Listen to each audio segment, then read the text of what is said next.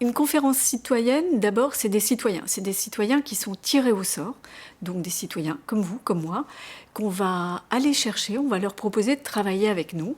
Il faut bien sûr qu'ils acceptent. Alors moi, j'ai tout de suite dit oui. C'était l'occasion de rentrer dans des sujets vifs et puis de pouvoir débattre avec d'autres habitants, d'autres quartiers. Je me suis dit que c'était pas forcément pour moi dans un premier temps, parce que je suis pas forcément à l'aise de prendre la parole en groupe, d'exposer mon opinion, c'est pas un exercice facile. Et je me suis dit, ouais, c'était vraiment un moment démocratique dont il faut se saisir pour pouvoir faire changer les choses, et voilà. Je pense que j'ai eu aussi une grande curiosité sur ce dispositif démocratique, quoi. Sur la capacité qu'on avait de produire de l'intelligence collective ensemble, sur un sujet clivant.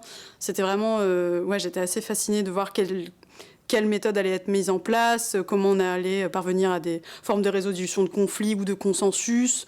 On a un groupe d'à peu près 25 personnes qui va, pendant 3 week-ends, se retrouver pour réfléchir collectivement. Le premier temps, c'est celui de la montée en compétences. On va devoir auditionner des experts, des acteurs, consulter des documents pour devenir compétent.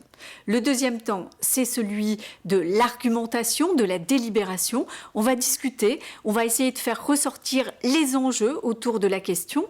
Et puis le troisième temps, c'est celui de l'écriture collective de l'avis, un avis qui va faire ressortir les points de consensus, mais qui va aussi identifier les points sur lesquels on n'est pas d'accord, les points de dissensus.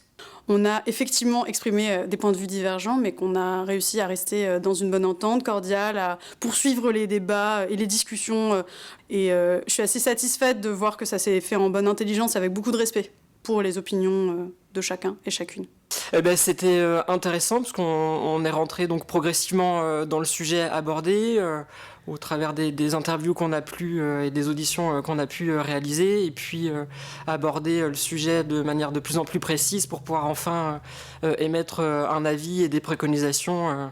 J'ai eu l'impression que eh bien, j'étais écouté, que je m'approchais un petit peu du pouvoir municipal et que le pouvoir municipal allait pouvoir apprécier éventuellement mes interrogations, ma parole, mes analyses. On est sur ce principe en fait citoyen, mais qui est naturel en fait dans une cité ou dans une république. C'est-à-dire que c'est la voix du peuple.